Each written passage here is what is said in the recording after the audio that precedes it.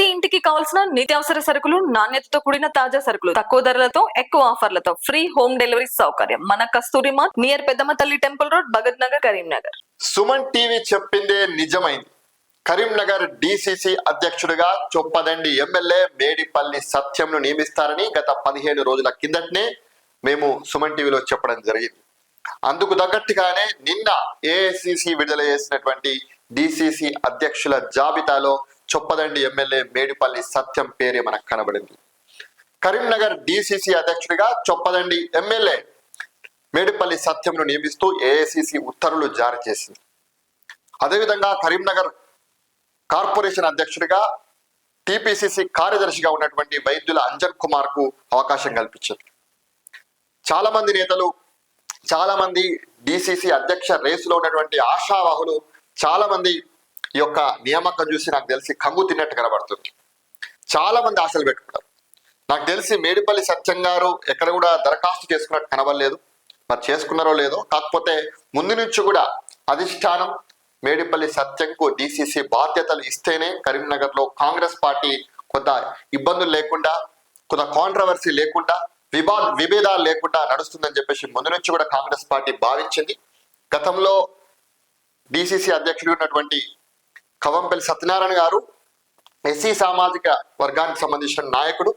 మళ్ళీ అదే సామాజిక వర్గానికి కరీంనగర్ డిసిసి బాధ్యతలు కూడా అప్పచెప్పింది. గతంలో డిసిసి అధ్యక్షుడిగా 7 సంవత్సరాలు పనిచేసినటువంటి కవంపల్లి సత్యనారాయణ గారు కూడా రేవంత్ రెడ్డితో పాటు కాంగ్రెస్ పార్టీలో చేరినటువంటి వ్యక్తే. మేడిపల్లి సత్యం గారు కూడా టీడీపీ నుంచి రేవంత్ రెడ్డి గారితోటే కాంగ్రెస్ పార్టీలో చేరడం జరిగింది. సో ఇద్దరు కూడా సమానమైనటువంటి అవకాశాలు రేవంత్ రెడ్డి గారు కాంగ్రెస్ పార్టీలో ఇవ్వడం జరుగుతుంది. సో చూస్తే కనుక డిసిసి అధ్యక్షుడిగా మేడిపల్లి సత్యం, అర్బన్ జిల్లా అధ్యక్షుడిగా అంజన్ కుమార్ నియమించినటువంటి కాంగ్రెస్ అధిష్టానం కాంగ్రెస్ జిల్లా అధ్యక్ష పదవి చొప్పదండి ఎమ్మెల్యే మేడిపల్లి సత్యంను వరించింది. ఆయన పేరును అధ్యక్ష పదవి ఖరారు చేస్తూ ఏఐసిసి ప్రధాన కార్యదర్శి కేసీ వేణుగోపాల్ ఉత్తర్వులు జారీ చేశారు. కాంగ్రెస్ కరీంనగర్ కార్పొరేషన్ అధ్యక్షుడిగా వైద్యుల అంజన్ కుమార్ ను నియమించారు. వీలైన చోట ఎమ్మెల్యేలను జిల్లా కాంగ్రెస్ అధ్యక్షులుగా నియమిస్తే పార్టీని క్షేత్రస్థాయిలో మరింత బలోపేతం చేసే అవకాశం ఉంటుందని భావించినటువంటి పార్టీ అధిష్టానం పలువురు ఎమ్మెల్యేలకు డిసిసి అధ్యక్ష పదవులు కట్టబెట్టింది. ప్రస్తుతం కాంగ్రెస్ జిల్లా అధ్యక్షుడిగా మానాకొండూరు నియోజకవర్గ ఎమ్మెల్యే డాక్టర్ కవంపల్లి సత్యనారాయణ ఉన్నారు. ఆయన స్థానంలో చొప్పదండి ఎమ్మెల్యే మేడిపల్లి సత్యంకు పార్టీ జిల్లా బాధ్యతలను అప్పగించారు. మున్సిపల్ కార్పొరేషన్లు ఉన్నటువంటి చోట అర్బన్ కమిటీలను ఏర్పాటు చేసేటువంటి ఆనవాయితీ ఉన్నటువంటి Congress party Karimnagar corporation committee అధ్యక్షుడిగా టిపిసిసి కార్యదర్శిగా ఉన్నటువంటి వైద్యుల అంజన్ కుమార్ ను ఎంపిక చేసింది.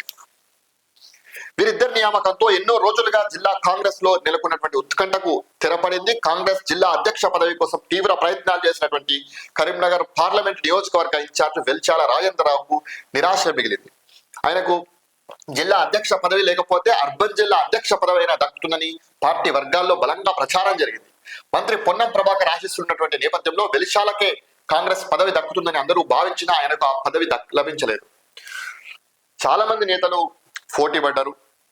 వెలిశాల రాజేంద్రరావు గారు, ఆల్ఫోర్స్ నరేందర్ రెడ్డి గారు, బొమ్మ శ్రీరామ్ చక్రవర్తి గారు, రుద్ర సంతోష్ కుమార్ గారు, సత్తు మల్లేశం గారు, మహిళా కాంగ్రెస్ అధ్యక్షురాలు కర్ర సత్యప్రసన్నారెడ్డి గారు, ఇలా చెప్పుకుంటూ పోతే ఆ వైద్యుల అంజన్ కుమార్ గారు, కొమ్మటిరెడ్డి నరేందర్ రెడ్డి గారు, ఇలా చెప్పుకుంటూ పోతే చాలా పెద్ద పేరుంది, పెద్ద లిస్ట్ ఉంది. 32 మంది డిసిసి బరిలు ఉండే, 22 మంది ఈ యొక్క నగర కాంగ్రెస్ పార్టీ అధ్యక్ష పదవి కోసం దరఖాస్తు చేసుకున్నారు.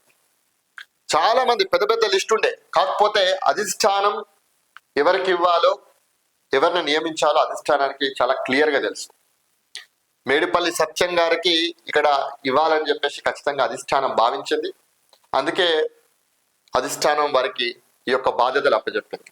నిజంగా మేడిపల్లి సత్యం గారు రాజకీయాల్లోకి ఒక యూనివర్సిటీ స్థాయి నుంచే రాజకీయాలు ఉన్నారు. ఉస్మానియా యూనివర్సిటీలో పొలిటికల్ సైన్స్ లో పిహెచ్డి చేశారు.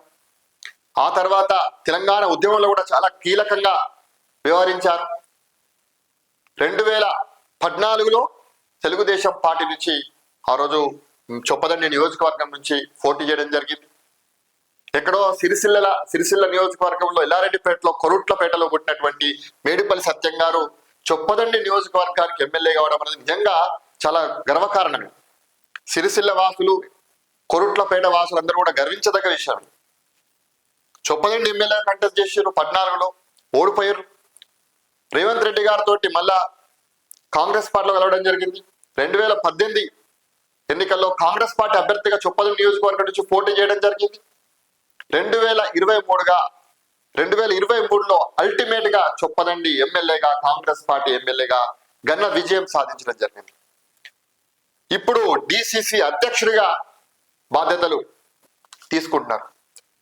ఆ జర్నీ చూస్తే చాలా నిజంగా inspiration journey. Choppadandi MLA Medipalli Satyam గారు ఎక్కడో కొరుట్లపేటలో పుట్టినటువంటి వ్యక్తి, పొలిటికల్ సైన్స్ లో ఉస్మానియా యూనివర్సిటీలో పిహెచ్డి చేసినటువంటి వ్యక్తి మేడిపల్లి సత్యం గారు. మామూలు విషయం కాదు పొలిటికల్ సైన్స్ లో పిహెచ్డి అంటే.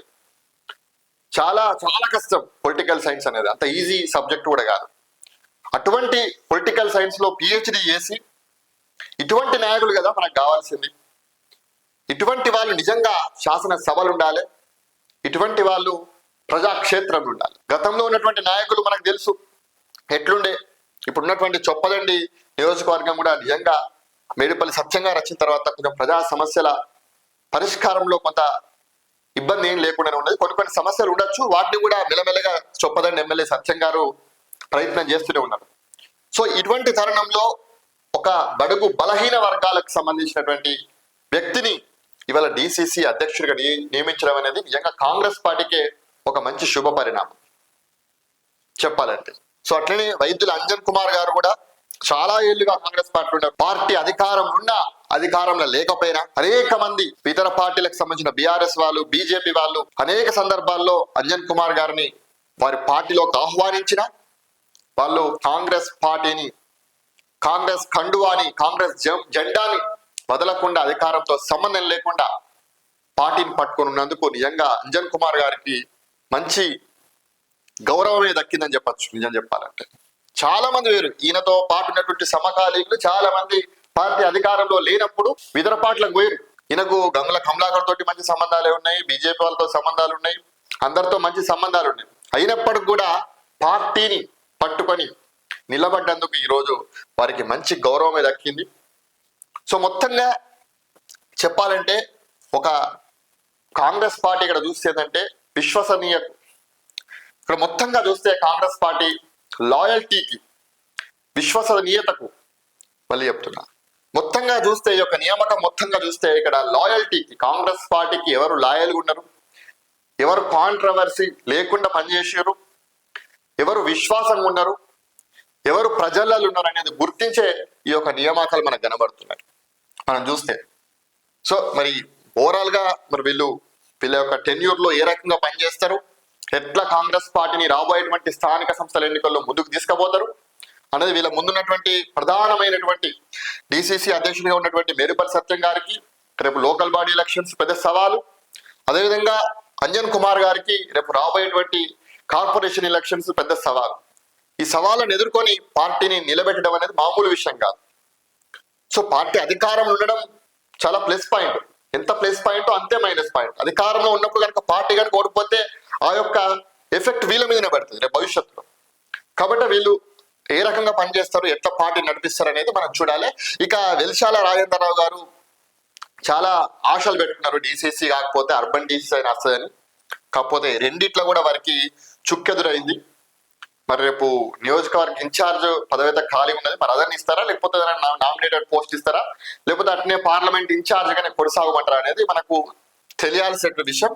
ఓవరాల్ గా అయితే కొత్త కాంగ్రెస్ పార్టీ బీసీలకు, ఎస్సీలకు, ముఖ్యంగా కాంగ్రెస్ పార్టీకి, ముఖ్యమంత్రి రేవంత్ రెడ్డికి లాయల్ ఉన్నటువంటి వాళ్ళకి ఈ యొక్క పదవులు దక్కాయని మనం చెప్పవచ్చు. సో ఎనీవే కంగ్రాచులేషన్స్ మేడిపల్లి సత్యం గారికి అండ్ అంజన్ కుమార్ గారికి.